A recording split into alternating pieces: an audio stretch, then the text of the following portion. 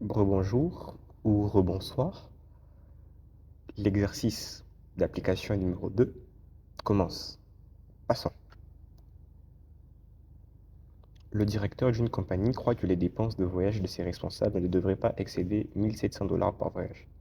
L'étude des dépenses occasionnées par 10 voyages choisis au hasard montre le résultat suivant en dollars. Moyenne 1708,46. Un écart type de 33,16 $ au seuil de signification de 5%. Si on suppose que la distribution de dépenses est normale, la moyenne des dépenses par voyage est-elle trop élevée? Alors ici, avant de continuer, nous allons juste souligner les points qui sont essentiels à savoir. Ici, nous avons ne devrait pas excéder.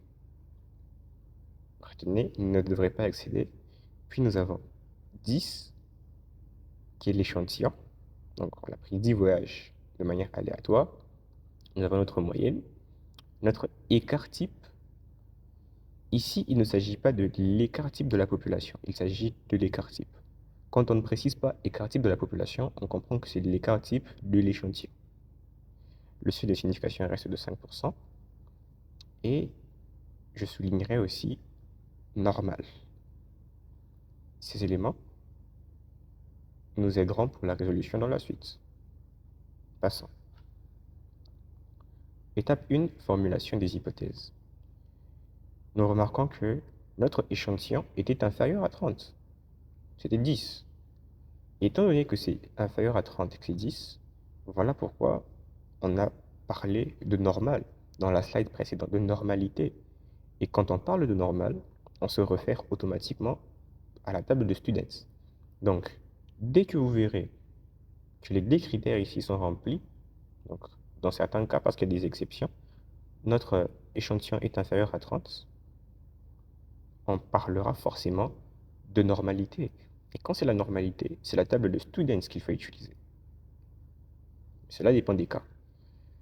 L'hypothèse nulle, qui est donnée par la moyenne inférieure ou égale à 1700, rappelez-vous, j'avais souligné, ne devrait pas excéder.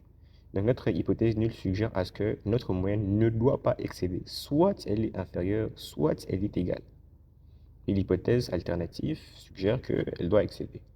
Ici, on comprend tout simplement que nous sommes dans un cas non pas d'égalité, mais plutôt de supériorité ou d'infériorité.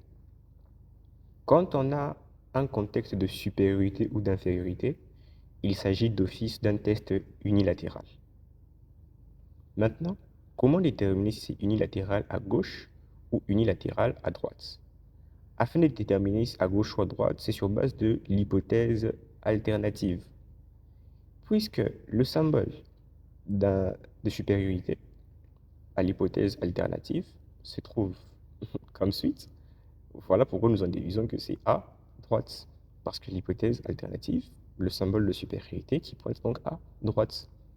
Donc c'est un test unilatéral à droite. Le seuil de signification qui ne change pas, qui est toujours de 0,05 ou soit 5%, qui nous montre la probabilité à ce qu'on puisse rejeter l'hypothèse nulle alors qu'elle est vraie. Rappelez-vous, je parlais de seuil de signification, ça nous montre la capacité de pouvoir rejeter, alors que degré de confiance, c'était plutôt la capacité à pouvoir accepter, degré de confiance ou degré de liberté. L'étape 3, calcul du rapport critique du T-Students. J'ai expliqué pourquoi est-ce que nous parlions du cas de la table de students, pourquoi nous utiliserons la table de students ici, parce que notre échantillon est euh, inférieur à 30 et parce que nous sommes dans nous sommes dans un contexte où notre loi est normale. Ici, notre écart type est donné par S. Pourquoi l'écart type est donné par S? Parce que nous n'avions pas parlé d'écart type de la population. On a juste dit écart type. Et quand on dit juste écart type, on sous-entend que c'est calculé sur l'échantillon. Nous avons la moyenne de l'hypothèse nulle qui est de 1700 et nous devons trouver l'écart type estimé d'échantillonnage. L'écart type estimé d'échantillonnage, qui est donc trouvé de cette manière ici, puisque la population est infinie, on n'a pas déterminé le nombre de la population. Nous avons comme 10,49 et puis nous avons la moyenne qui est de 1708,4. En disposant correctement tout ceci sur base de la formule, nous avons notre TC qui est de 0,08. Maintenant, passons à l'étape 4 qui nous permettrait de pouvoir déterminer les zones critiques, les régions critiques, et ainsi de pouvoir savoir si on va accepter ou rejeter cette hypothèse. Or, alpha est égal à 0,05, le seuil de signification. Mais nous sommes dans un test unilatéral. Ainsi, la courbe ne sera faite que d'un côté. Rappelez-vous, dans l'un des exercices précédents, nous étions dans un test bilatéral. Dans bilatéral, on entend deux, bi. Sauf que ici, c'est unilatéral. Et comme c'est le contexte de la loi normale, voilà pourquoi notre courbe ne sera faite que d'un côté. Et elle ressemblera donc à ça. Remarquez que je n'ai pas divisé 0,05 par 2, parce que nous travaillons que d'un seul côté. L'autre côté, je n'en ai pas besoin, je n'ai besoin que d'un seul côté. Je mets mon seuil de signification, 0,05, et tout ce qui vient après détermine la zone d'acceptation. Mais ce qui vient à partir de 0,5 pardon, détermine la zone de rejet. Maintenant, comment est-ce que je fais pour déterminer mon TT? Mon TT qui est là, eh bien, je vais le trouver grâce à la table de students. Et comment je trouve ce TT?